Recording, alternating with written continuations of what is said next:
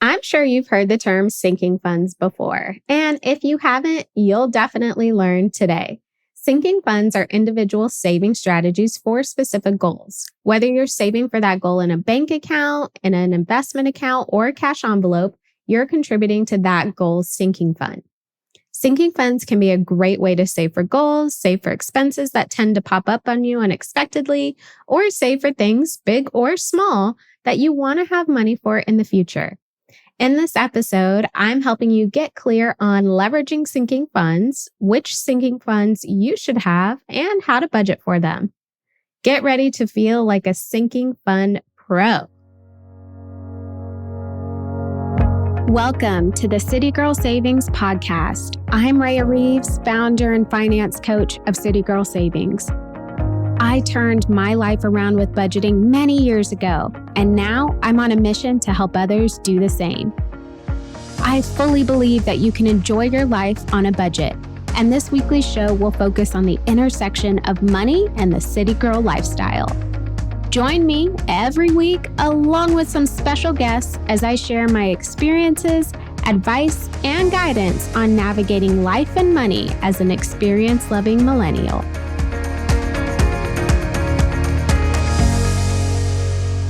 According to a CNBC study, Americans save less than 5% of their disposable income.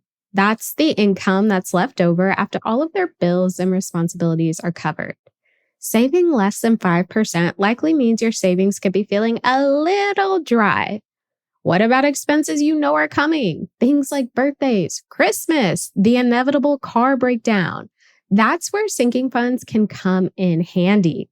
A sinking fund is a way to save money for something specific by setting aside money towards that fund every month.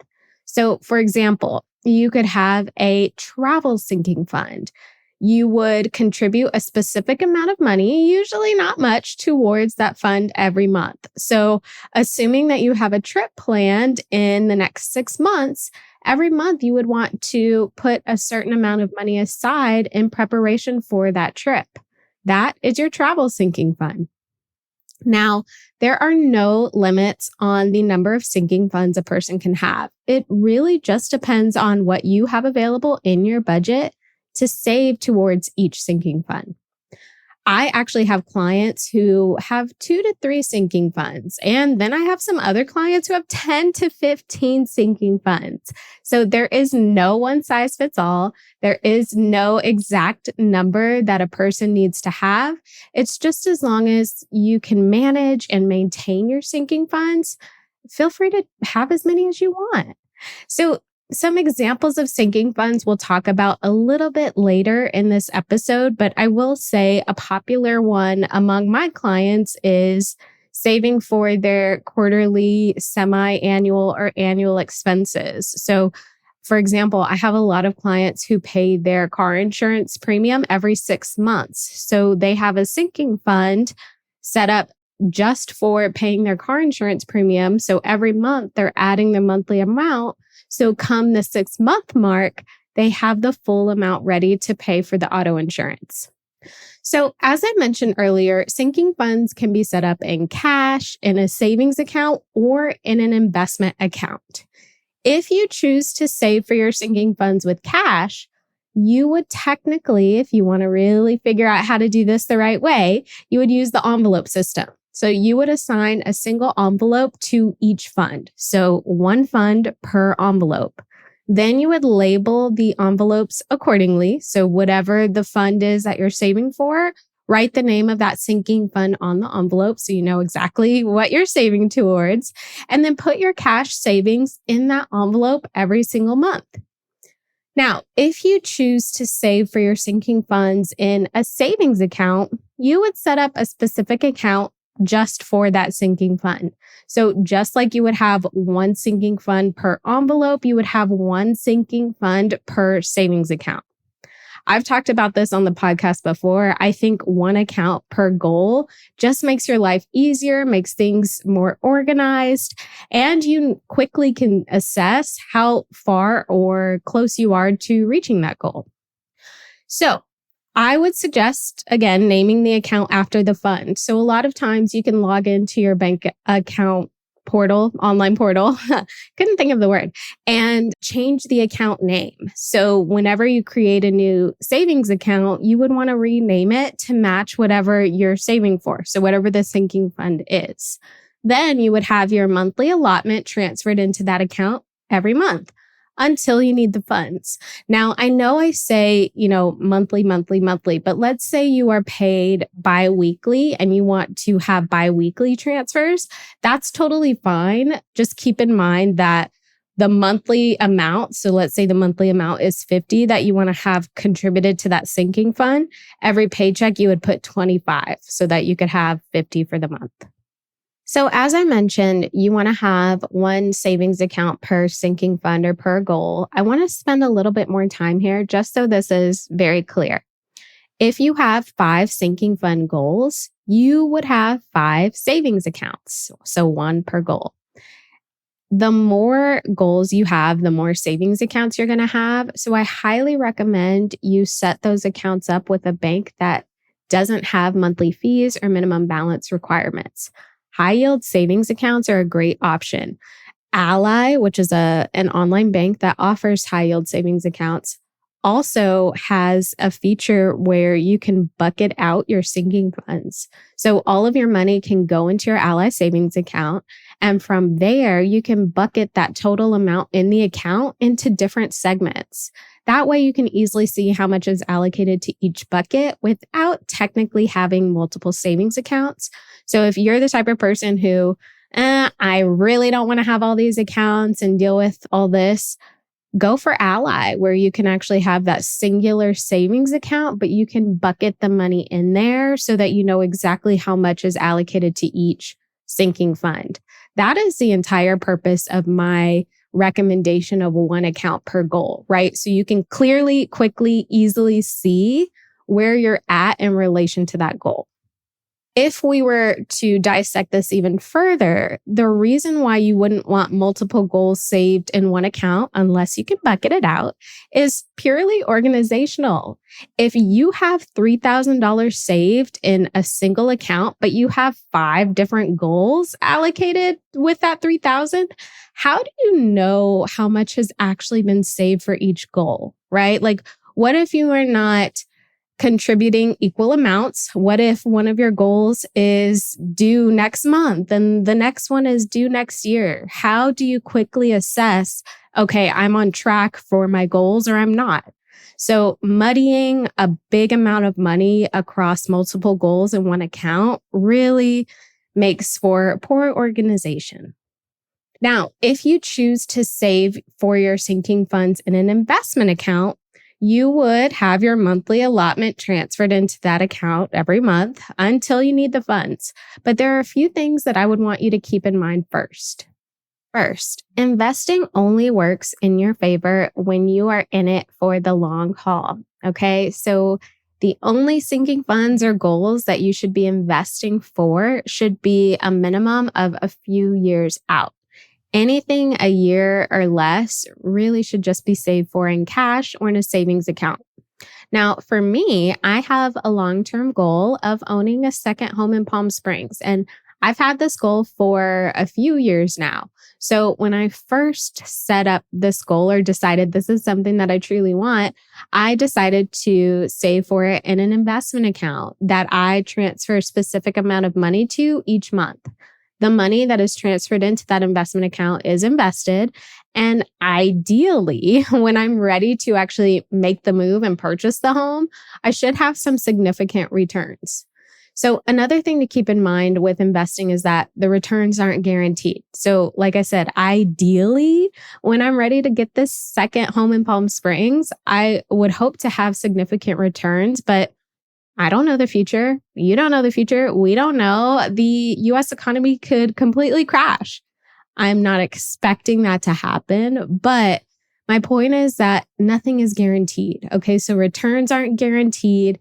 Timing is everything. But historically, the longer that your money is invested, the more you will earn over that time. So that's why I say, if you are going to save for these sinking funds in an investment account, make sure they're a few years out so you can really get the most return. Got a money question you want me to answer on the podcast? I'm starting a new segment on the show called City Girl Solutions, where I answer any questions you have for me. Money, business, life, you name it. Submit your questions at citygirlsavings.com/QA and get your question answered by me in a future episode. And did you know that we have so many free money resources on our blog, Instagram, and TikTok channels? Find us across the internet at City Girl Savings. And lastly, when you are ready to move forward with your sinking fund purchase and you go to sell your investments to get the cash out, keep in mind that any gains will be taxed and reported on that year's tax return. Okay, so nobody escapes this. I feel like this is not something that's talked about much when people talk about investing, but your gains, so any returns that you have on the money you invested, is taxed. So just keep that in mind. Okay, now that we've covered what sinking funds are and the different ways you can save for them, let's talk about some sinking funds you should actually have and how to budget for them. So when helping my clients set up sinking funds for their specific situation, I like to start by asking what expenses come up for them that can be saved for in advance. And some of the common answers are gifts for birthdays or events, so baby showers, weddings, bachelorette parties, christenings, etc. Christmas, obviously. Car maintenance is a big one. And I mentioned this earlier, but annual or non-monthly expenses. So annual subscriptions like Amazon Prime or quarterly bills, semi-annual insurance payments, and home repairs. So once we get clear on the things that typically come up for my clients and we say, okay, how can we save for these things in advance? Then I like to move on to things that my clients would love to start saving for on a regular basis to indulge in when the time comes. And some of those common answers are travel, clothes and shopping, or home renovations. So if you are new to sinking funds or savings goals in general, I suggest starting with one or two just to get your feet wet, right? Once you can get into a rhythm with like contributing to those one or two accounts and you have a nice savings method in place, then you can obviously take on more. But once you know which sinking funds you actually do want to get started with and set up, it's time to think about what you'll need to actually save for them. And I think we should break this up into two different categories. The first category is sinking funds with specific amounts or timelines, and the second category is sinking funds with no specific amount or timeline. So let's take the first category, sinking funds with specific amounts or timelines. First, I want you to take the total amount needed for that sinking fund. Okay, so let's say you have a sinking fund for having a down payment on a car, and you want to have $5,000 as your down payment. So that's the total amount needed. Then you take the total time before you actually need that amount. So get clear on when do you want to have this $5,000? When do you want to get this new car? So let's assume you want to get the new car in 5 months. Then you divide the total amount by the number of months. So 5,000 divided by 5. 5,000 is the total amount we need, and we want to get this car in 5 months. That comes out to $1,000 a month.